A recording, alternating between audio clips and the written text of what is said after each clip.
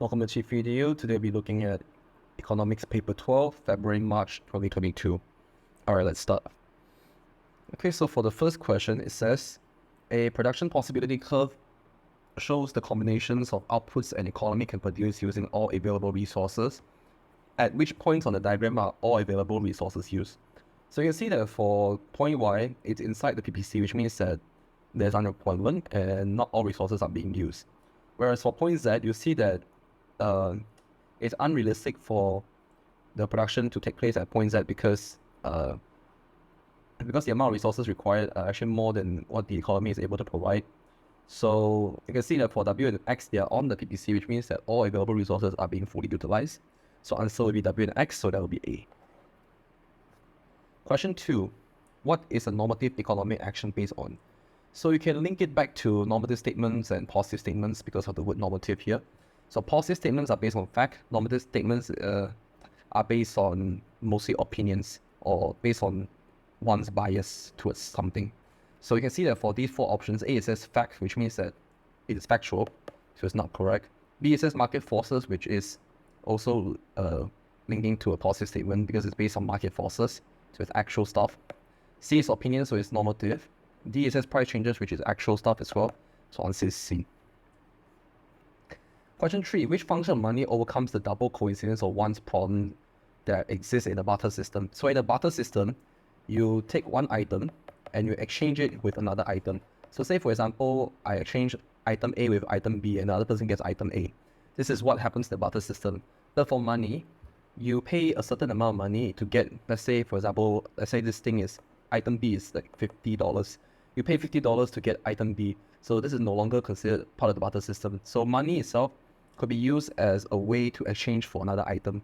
So in this case, the function of money that overcomes the double coincidence of ones would be a medium of exchange. So B, C, D is not correct. Answer is A, which is medium of exchange. Because you use money to exchange for another item instead of having to use one item to exchange with another item on the barter system, and using two items that will result in double coincidence of one's problem. Question 4. The production possibility curves show the abilities of four economies to produce wheat and rice, and which PPC has the lowest opportunity cost for producing wheat. So you can see that for question 4, you see that if you produce 1 wheat of 1 ton of wheat, you are foregoing 40 tons of rice. And for B, if it's 4 tons of wheat, you'll forego 40 tons of rice. And then for C, that will be 6 to 80. And then for D, it'll be 6 to 120. So I'm going to round these 2 to 40. So that will be 3 by 40. And this one will be 2 by 40. So you can see that the PPC that has the lowest opportunity cost for producing wheat would be B, because you can create 4 tons of wheat, but you only need to forego 40 tons of rice. While all the others, they are actually lower than 4. So you can see that for the first one, it's 1 ton of wheat to 40 tons of rice. Then for CD, that will be 3 tons of wheat for 40 tons of rice, and 2 tons of wheat for 40 tons of rice. So answer is B. Question 5. The diagram shows a supply curve for chicken, and what explains why the supply curve for chicken slopes upwards? So let's look at the 4 options. A, it says an increase in demand for chicken will bring about a rise in supply, which is not correct. B, it says farmers' productivity rises as the price falls, which is not correct. Because if, let's say, the farmers' productivity rises, the quantity will not gradually decrease. C, it says increased production leads to a reduction in cost, which is not correct. Because you can see that the increase in quantity results in an increase in price, not a reduction in cost. D, it says the cost of additional chicken production rises as output increases, which is correct because you can see it of the rising prices. Answer is D. Question 6. The diagram shows the demand and supply curves for cars in India. The initial equilibrium is at X. What will be the new equilibrium if there is a subsidy given to Indian car manufacturers? Subsidy given to Indian car manufacturers.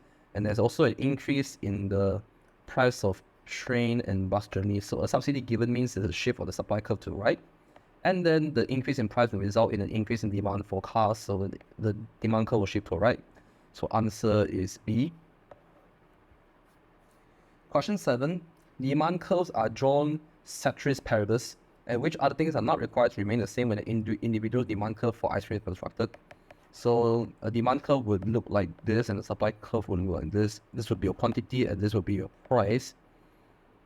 So here it's saying the supply and demand for ice cream. Alright, so let's look at which one is not required to remain the same. Consumers' income would have to be required to be the same because it is not in the graph. And then B, it says consumers' taste and preference has to remain the same. C, it says the price of fresh food, that's basically a raw material, so it does not have to be different. So the price of ice cream has to remain the same. It has to be different because you can see it's a variable. It's on the y-axis. For answer is D. Question 8. What is the measure of cross-elasticity demand for good X in terms of good Y? So for this one, it should be percentage change in demand for X over the percentage change in price of Y. So A, it says the change in demand for X divided by change in price of Y, which is not correct. Anything that doesn't say percentage change is all wrong. So A, B is wrong. C, it says the percentage change in demand for X divided by percentage change in price of Y, correct. D, it says the percentage change in demand for Y divided by percentage change in price of X, which is wrong. So answer is C. Because here we're talking about cross-elasticity demand for good X in terms of good Y, so it has to be the price of good Y. Number 9, what will the price mechanism be least likely to reallocate resources to meet a change in consumer preferences? Least likely to reallocate resources.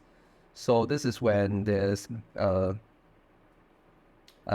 government intervention or the market prefers goods that are free without having to pay for anything. A, it says when the government removes all price controls, and this would definitely result in the price mechanism reallocating resources. So this is not correct. B, it says when the new preferences are for more hobby goods. Yep, that's correct.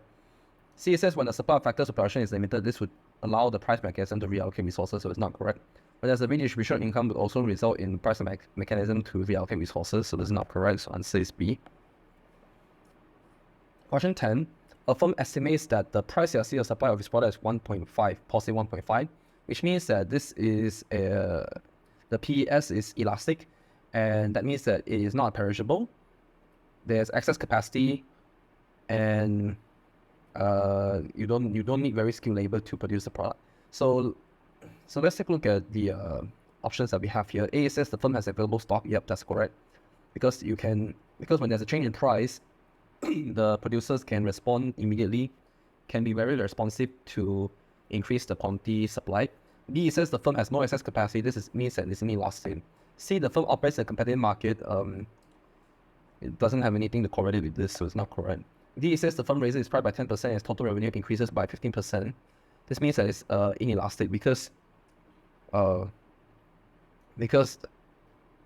you raise the price by 10%. So we can actually do a math here. So this one will be QSO of P 1.5, and then let's say the firm raises price by 10%. So percentage change in quantity supplied would be 15%. So the change in quantity supply is 15%, but that doesn't necessarily mean that your total revenue increased by 15%. That's not the same thing here. So this is wrong as well. So answer is A.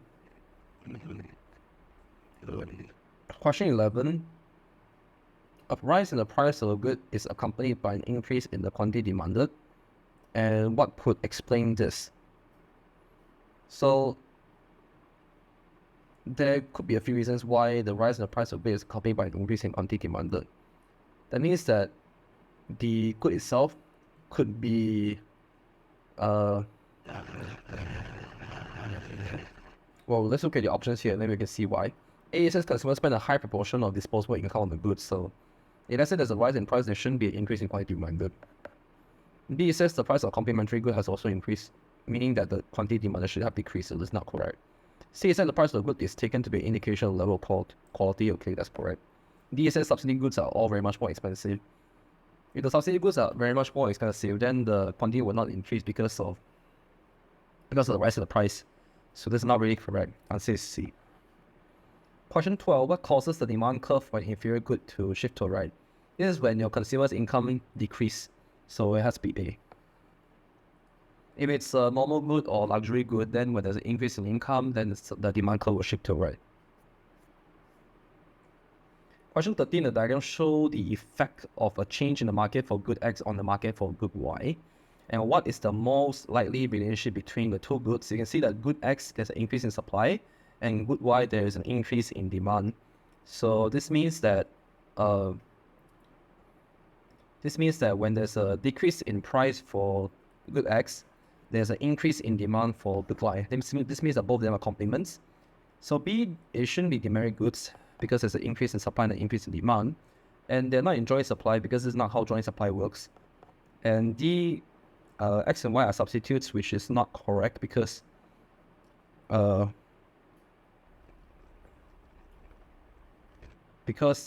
and Y should not be substitutes because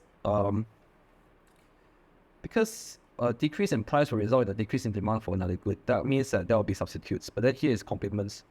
The joint supply is the other way around. This has to be, good X must be increase in demand, and then good Y will be an increase in supply. So it's not joint supply.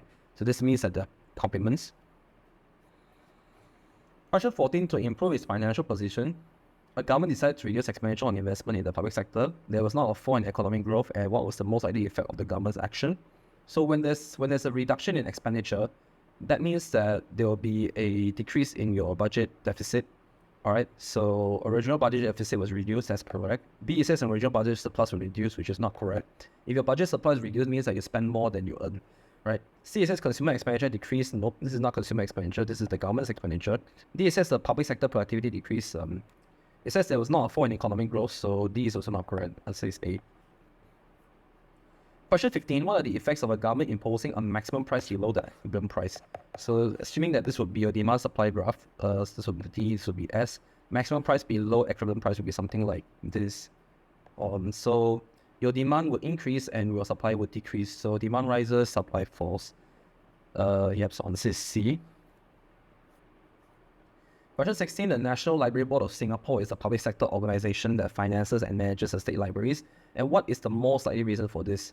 The National Library Board is a public sector organization, and then their finances and manages state libraries. Now, libraries are considered to be merit goods because they are excludable and rival, but they are subsidized, and so people can enter without paying a lot of money.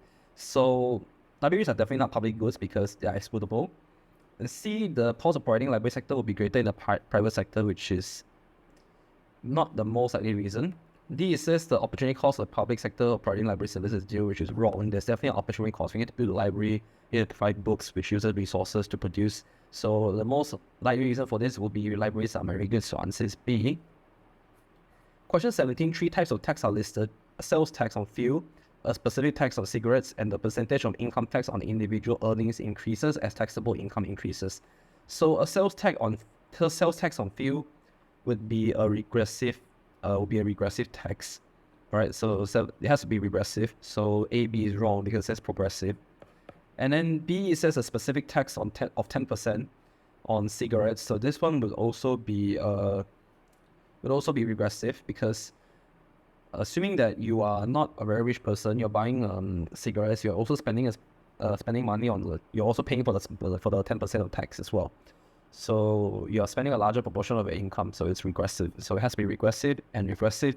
But then the percentage of income tax on individual earnings increases as taxable income increases, meaning that if you earn more, you pay more of your taxes, so it's progressive.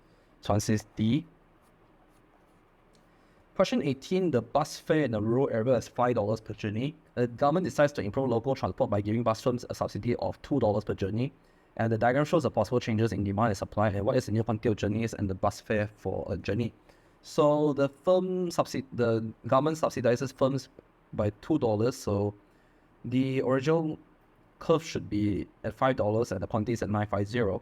So then now we shift the supply curve to the right because of the subsidy, and now the price dropped to $4.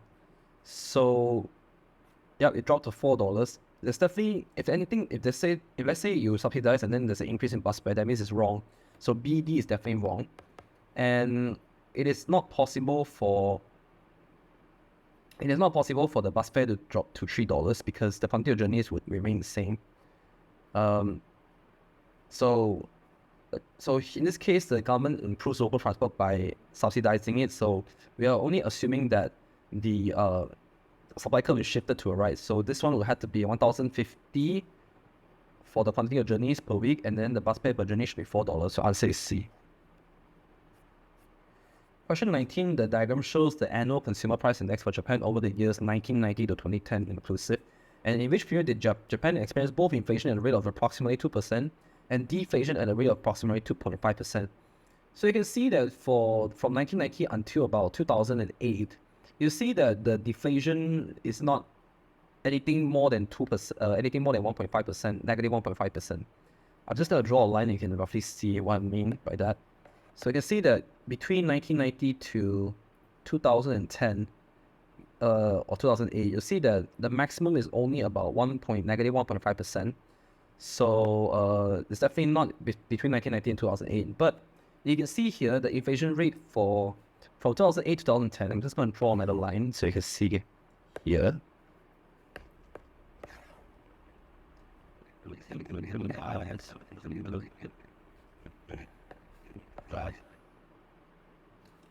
So you can see that if you see at 2008, you can see that there's an increase in the consumer price index by almost 2 to 3%. And then you can see that in somewhere around 2009, it drops to about 2% as well. It's not more than 2.5. So in which period Japan experienced both inflation at approximately 2%, deflation at a rate of approximately 2.5%. So you can see this one is about 2.5%. So answer would be D. Question 20, a government removes its quota on imported laptops, and assuming a normal demand curve and upward sloping supply curve for laptops, what are the likely effects on domestic laptop manufacturers? So a government removed quota on imported laptops, meaning that there are more imported laptops that will enter the market. So that means that the price received by domestic manufacturers would decrease. So B and D are wrong. Because now you have more competition. So when you have more competition, this means that your prices have to decrease because of probably more demand for the imported laptops. So A or C would be the possible answer, but let's look at change in income.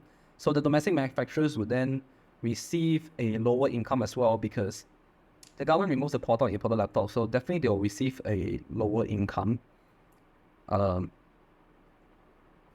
Because now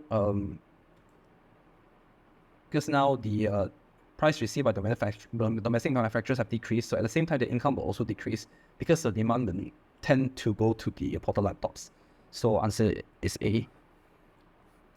Question 21, the terms of trade index for Mauritius fell from 101.2 in the first quarter of 2018 to 106.1 in the second quarter. And which combination could have produced this outcome? So your terms of trade, in order for you to drop, your price index of imports must drop the change must be lower than your change in the price of exports. So your export prices could rise, and then your import prices, let's look at the four options here to see which one will be the correct one. So A, it says export prices rises and import prices fell. So this is definitely not correct because there's no way that if let's say the export prices rise and the import prices fell, the terms of trade will change from 111.2 to 106.1. This is not possible. It must be the other way around, which is increase.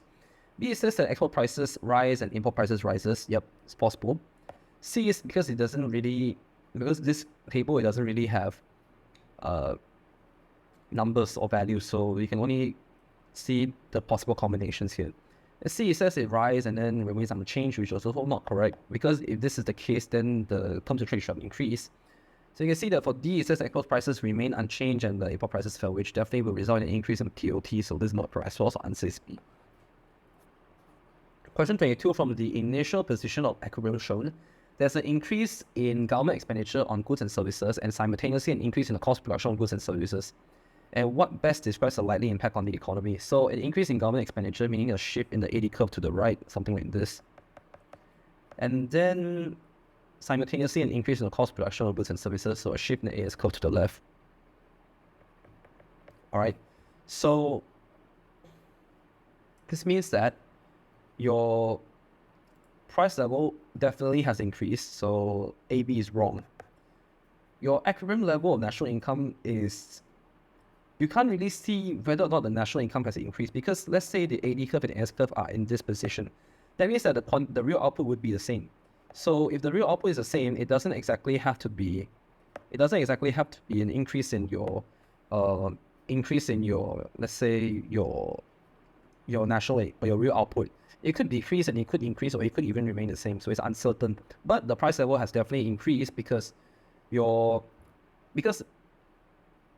shift in the aggregate demand curve to the right will result in an increase in price level. A shift in the aggregate supply curve to the left would also increase price level. In fact, it will make it worse.